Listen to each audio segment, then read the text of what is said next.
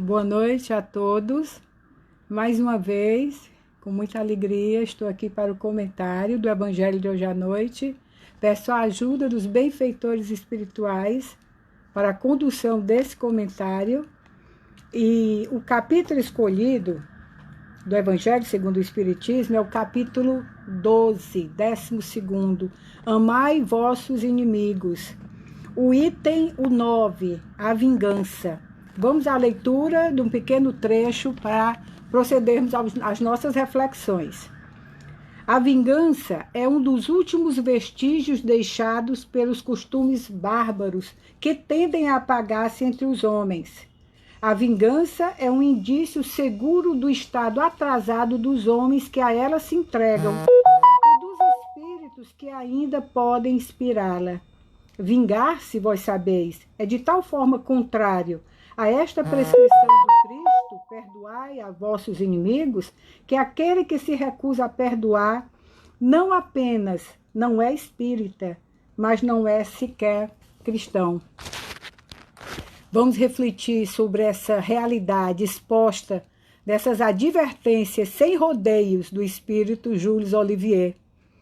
Sabemos que somos espíritos imperfeitos, temos uma longa caminhada pela frente, rumo ao progresso, às nossas melhoras. Temos que nos harmonizar com as leis divinas através de novas escolhas, trabalhar as nossas imperfeições, empreender todos os nossos esforços nessa luta interior, onde a nossa força de vontade é imprescindível. Os nossos condicionamentos negativos foram cultivados através das muitas encarnações que tivemos, onde a violência podia se manifestar de várias formas. Mas, ainda hoje, os velhos costumes da lei de Talião, o olho por olho, dente por dente, ainda estão muito presentes na nossa vida.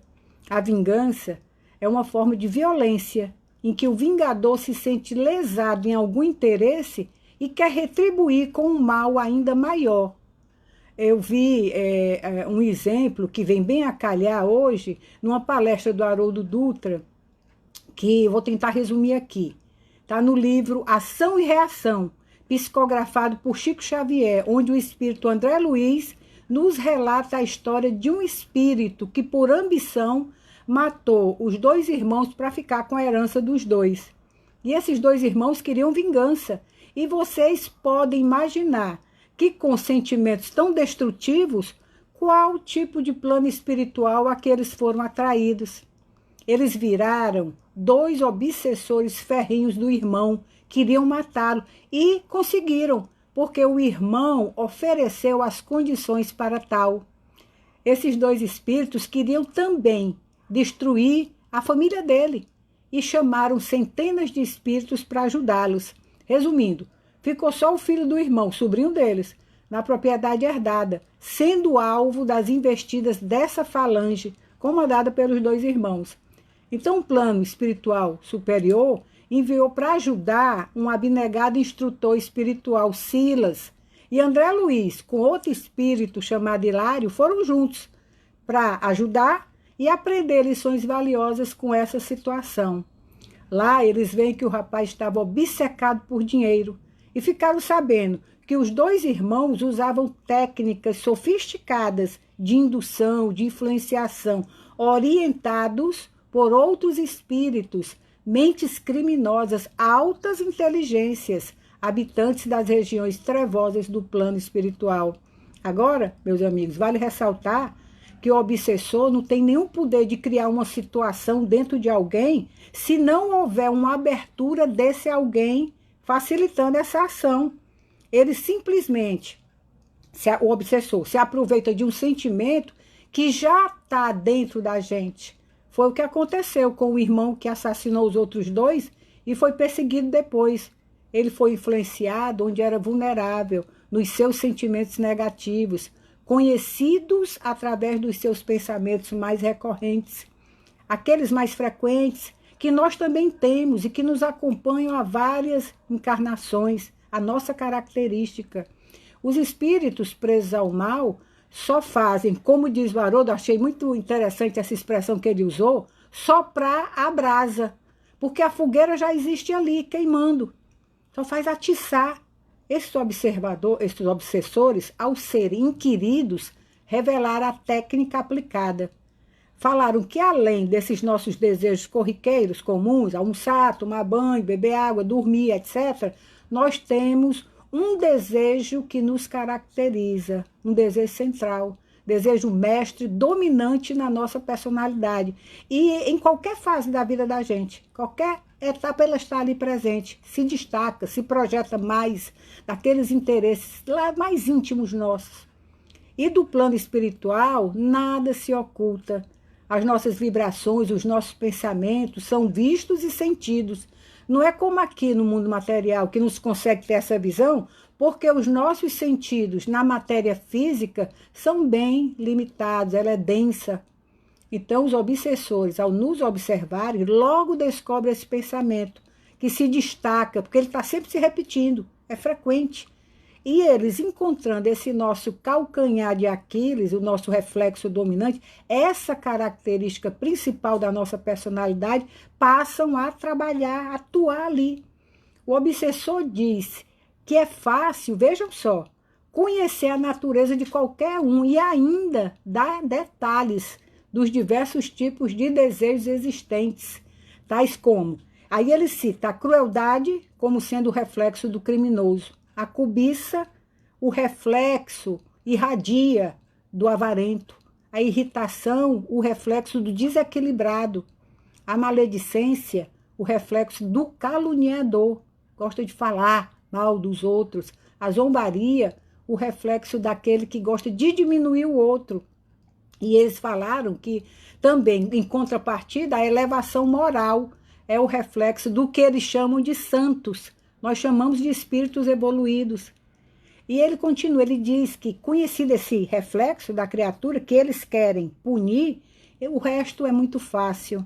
Olha bem, basta superalimentar com excitações constantes, fortalecendo os seus impulsos e os quadros já existentes na imaginação dele, criando outros, reforçando, nutrindo-lhe a fixação mental, minha gente. Imaginem o que isso não acarreta, o desequilíbrio. A técnica deles surtiu o efeito desejado, por quê? Porque um sentimento negativo, potencializado, agravado, sem nenhuma providência em contrário, meus amigos, a tendência é a ladeira abaixo.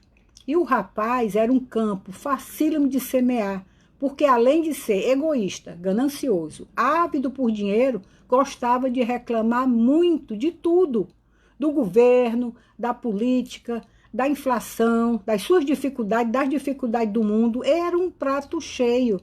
André Luiz foi fazer um exame na memória espiritual dele, do rapaz, e observou que ele estava naquele padrão mental há dezenas de vidas. Ele não mudava.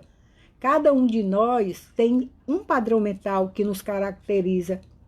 Alguns têm fixação no sexo, outros no poder, gostam de mandar, ter o controle, outros na vaidade, aplausos, admiração, querem isso. Tem um pessimista, tem um otimista e por aí vai. Quando Jesus nos aconselha vigiar e orar, ele nos mostra o caminho que nos afasta das manipulações do plano espiritual inferior, que não encontra eco favorável às suas intenções do mal. A vingança é essa pretensa justiça feita com as próprias mãos, feita por nós. E muitas vezes não damos conta do seu papel tão atuante nas nossas vidas. O olho por olho, dente por dente, ainda hoje, mesmo para quem tem consciência da doutrina espírita, ainda é muito praticado entre nós. Se fizermos a pergunta se somos vingativos, a resposta da maioria vai ser negativa, não, é em absoluto. Mas quem de nós nunca sentiu em alguma proporção esse sentimento? Se não, vejamos agora uma modalidade sutil, quase desapercebida de vingança. A vingança do dia a dia. Quem já não ouviu ou disse os ditos populares? A vingança é um prato que se come frio. Um dia é da caça, o outro é do caçador. A tua batata está assando. Você não perde por esperar. Sou muito bom como amigo, mas como inimigo, sou melhor ainda. Envolvem até Deus no seu rancor. A justiça divina não falha. como se Deus fizesse mal aos seus filhos. São frases carregadas de emoções negativas, de desejo destrutivo em relação ao outro. Kardec nos diz, nesse mesmo capítulo, que as pessoas que não buscam conhecer as leis divinas, o Evangelho de Jesus, o seu código de conduta, tendem a julgar as coisas pelo ponto de vista material, do orgulho, da exaltação da personalidade. A vingança tem várias gradações, desde aquelas mais sutis, passando pelas bem arquitetadas, até aquelas de extrema violência. Algumas vezes nem percebemos que estamos sempre praticando um pouco de vingança, porque ela vem envolvida numa falsa roupagem de justiça. Nos ressentimos por pequenas coisas, reagindo de determinada forma e achamos certo que não é vingança não. Costumamos criticar o nosso próximo e a maledicência praticada chamamos de crítica construtiva. Atacar a honra e propagar injúrias, difamar alguém a pretexto de autodefesa é fato comum. Quando somos contrariados, nos melindramos, tratamos com frieza aquele que nos magoou, olhamos atravessado para ele. Dar o gelo é uma forma de vingança. Sentimos uma espécie de satisfação dizendo aquele velho bem feito, quando alguém que não gostamos sofre, passa por dificuldades. Quando tomamos conhecimento de crimes praticados, ao invés de orar pelo criminoso, desejamos que o indivíduo sofra na própria pele a dor que fez outros passarem. Ou pior, esquecendo que todos temos um passado além dessa vida, onde fizemos más escolhas e que a misericórdia divina adormeceu essa lembrança provisoriamente desse passado para o nosso refazimento nessa encarnação. Então, como podemos julgar o nosso próximo? Mas esquecemos a benesse divina. Passamos a ser cúmplices da violência, incentivando-a consciente ou inconscientemente. A vontade de ver a justiça ser feita, muitas vezes nos torna injustos. Temos que combater a maldade, sim, mas com a razão, com o bom senso, com o sentimento cristão, e não com emoções destrutivas. Quando chama a atenção para esse nosso comportamento, meus amigos, não é para desestimular ninguém, não. E sim que atentemos para a sutileza dessas emoções no nosso cotidiano e possamos fazer transformações necessárias nos nossos valores, nos vendo no espelho da realidade que o nosso ego procura justificar, camuflar, esconder.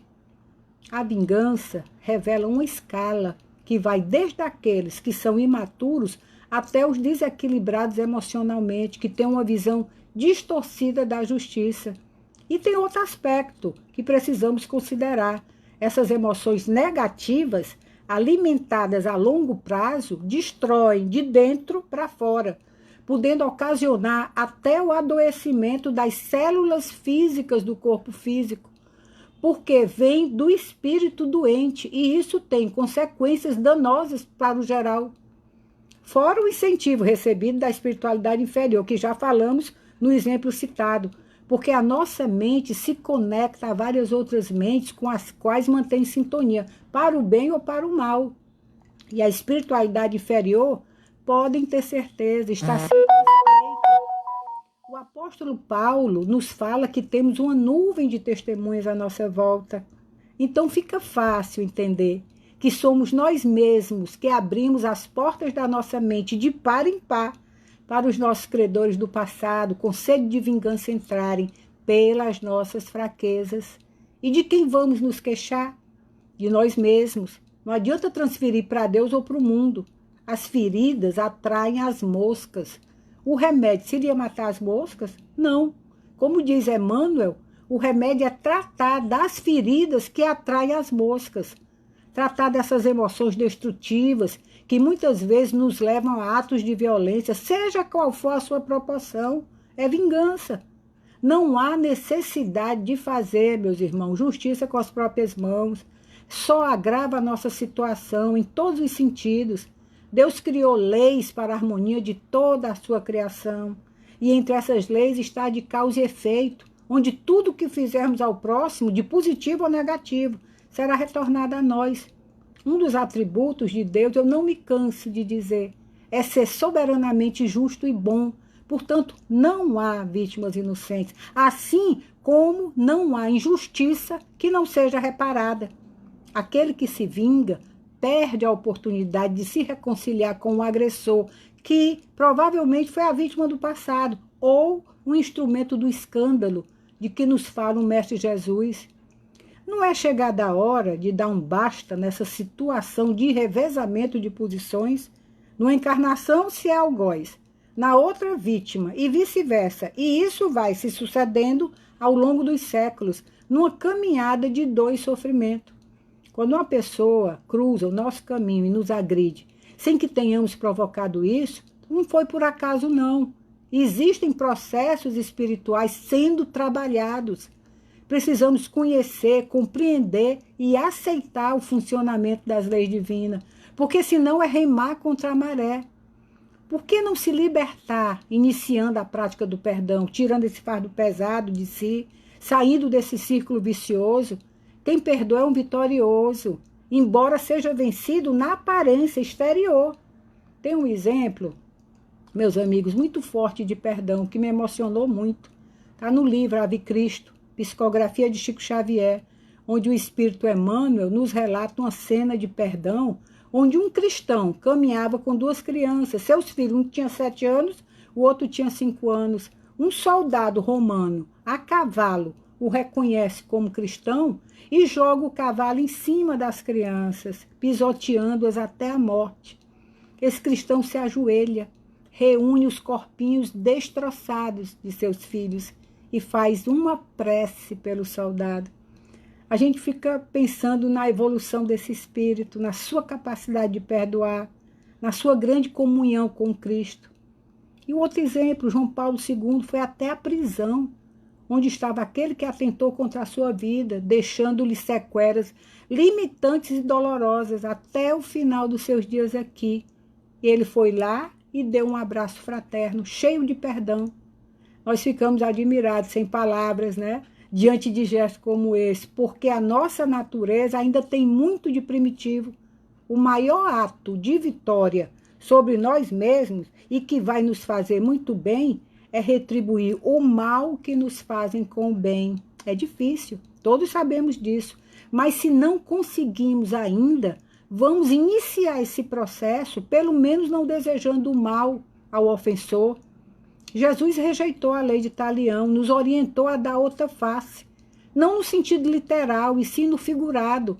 É não retribuir o mal com o mal, é cortar esse mecanismo de acerto de contas que criamos há muito tempo, é soltar essas algemas. Quando a vontade de retribuir o mal nos atormentar, busquemos no Evangelho, na oração, na conexão com o alto, lembrando o maior exemplo de perdão do nosso Mestre Jesus na cruz, que sofrendo dores atrozes se preocupou conosco ao pedir o perdão do Pai para nós, para a nossa ignorância imersa na bestialidade.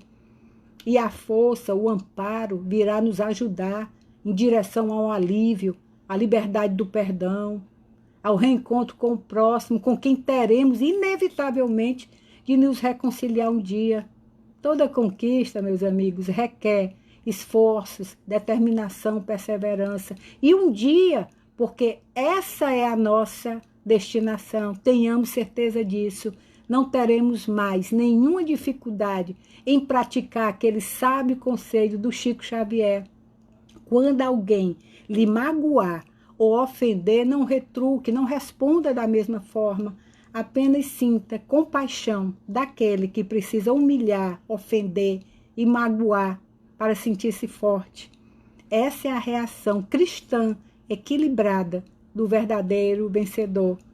Muito obrigada a todos. Fiquem com Deus. Paz e bem a todos.